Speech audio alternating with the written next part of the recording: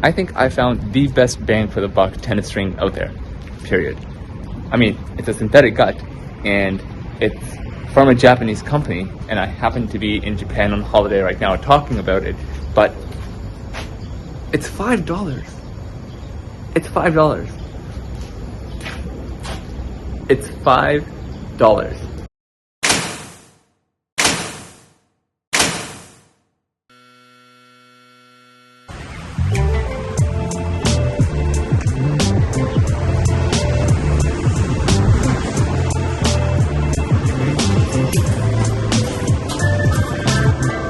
One.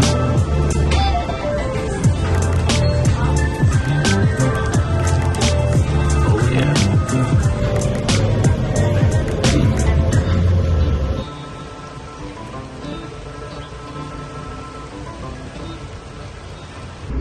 So this is what courts look like in Japan. It's kind of, I haven't seen anything like this before. It's like turf but with sand in it. So you get the consistency of bounce of a hard court, but the courts tend to be a bit softer and a bit slower. So, you know, they're that much more pleasurable to play on. Okay, so if you think back to the most notable tennis string releases in the last, I don't know, 20 years, what do you think of? I'm gonna guess it's polyesters. Now, that's with a good reason, right? Polyesters are kind of awesome. The combination of spin, control, durability is kind of unmatched. But with that awesome spin, durability, and control, like, comfort kind of has gone out of the window.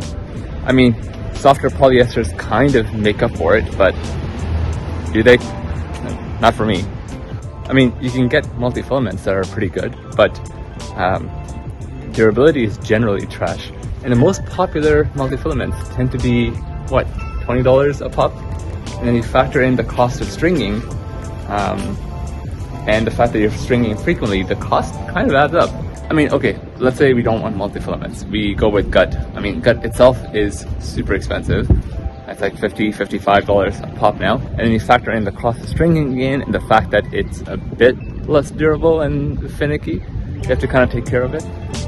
Again, it tends to be not as appealing to most people, especially for folks like me who play a lot, who want to play a lot. Yeah, that cost is a little bit of a barrier. And that, my friend, brings me to our topic of today, which is the almighty synthetic gut. I mean, it's a bit old-fashioned. To some, it's old technology, but it is supposed to mirror gut. I mean, and that's the creme de la creme of tennis strings. So why are they kind of out of the picture?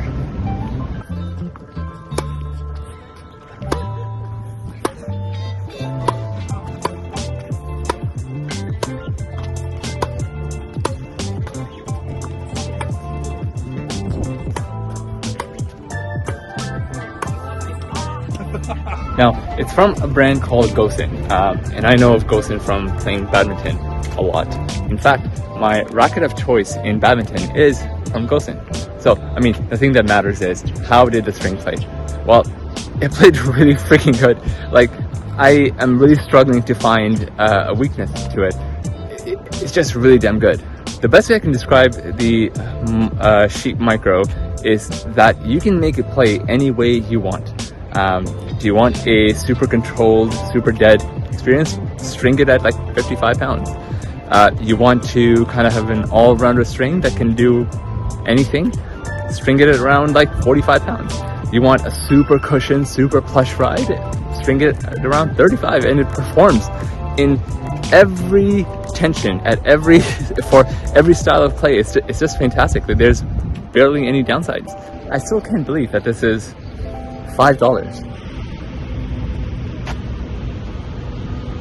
Someone's always mowing a lawn, or collecting garbage, or draining a sewer.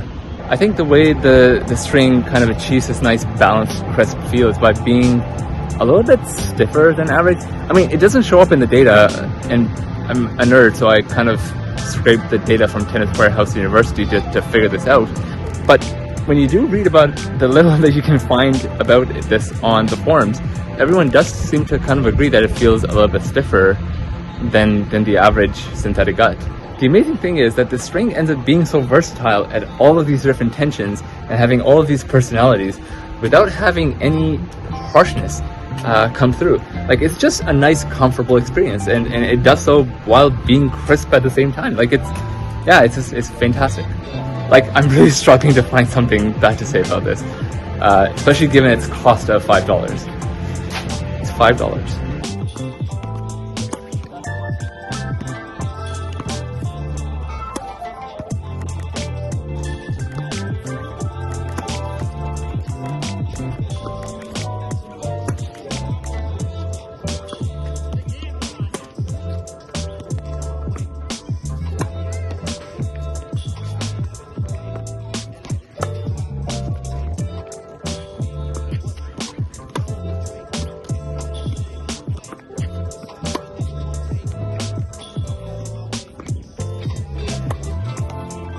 Okay, so you're watching this and you're saying, like, there's no way the picture is this rosy. There must be something bad about this, right?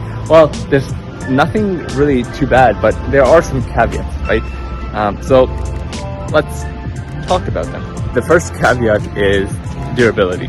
Like, I'm not a string breaker, so I can't really speak to this very intelligently, but the string didn't break on me, and the fact that it feels a little bit stiffer maybe will give a bit better durability. Like, I don't know. I think this is one thing that you may have to figure out yourself.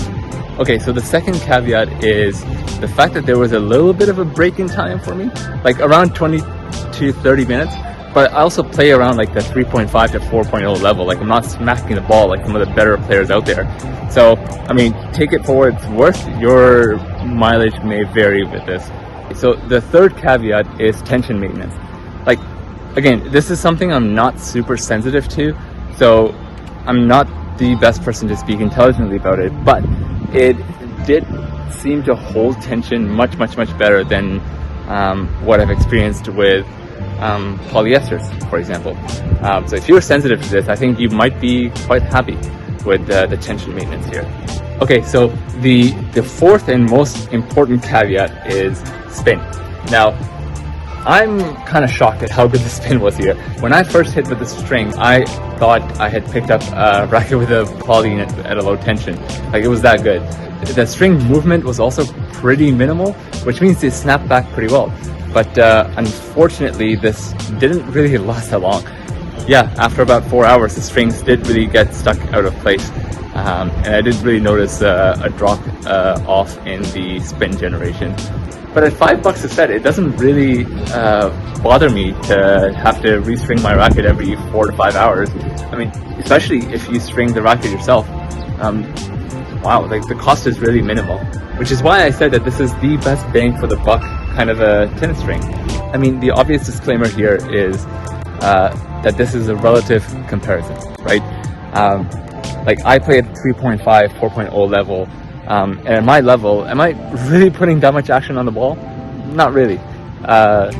So I think for most of us average Joes who want spin, I think it's your own technique and skill that holds you back.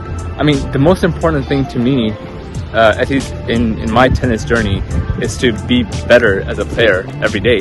And the longer I spend on court, the more focused I am on that court, the better I become. So it's really a bit like investing, right? The best results in investing come from letting whatever money you have compound for the longest period of time. So if this string lets us average Joes play for longer on court, and lets us compound those results, those improvements, I think we're all better off. Why would you not sign up for that?